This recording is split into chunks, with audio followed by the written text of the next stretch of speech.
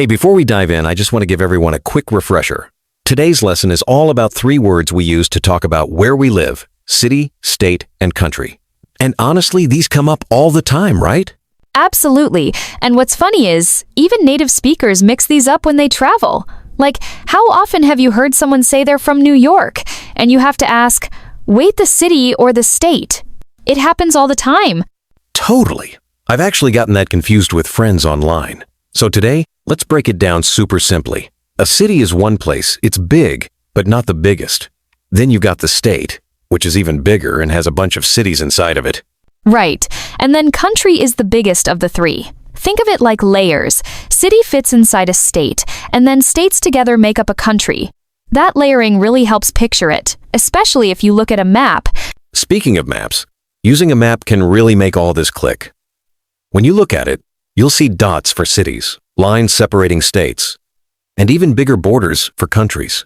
But maps aside, what's your trick for remembering which is which?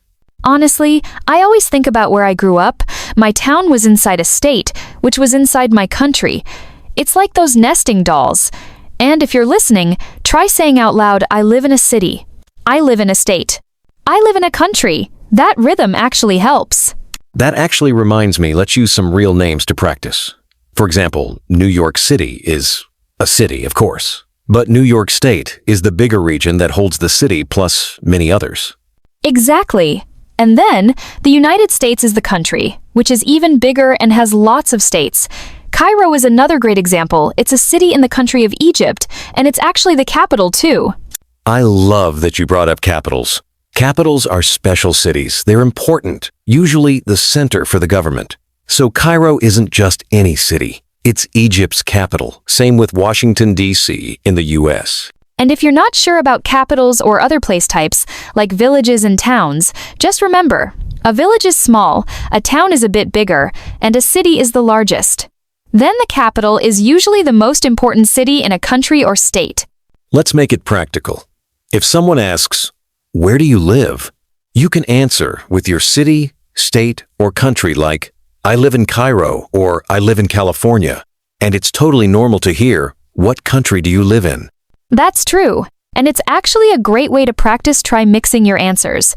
For example, I live in Giza if you're talking about the state, or I live in Egypt for the country.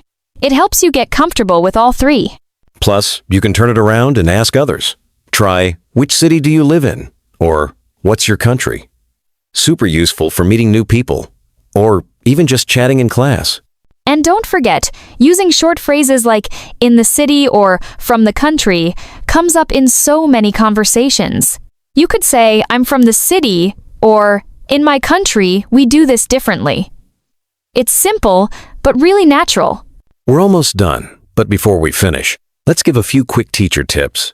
Keep your language simple, repeat words often, pause so people can follow, and use real names or maps to make things clear. It really helps, right? Totally agree, and honestly, practice is the best way to remember.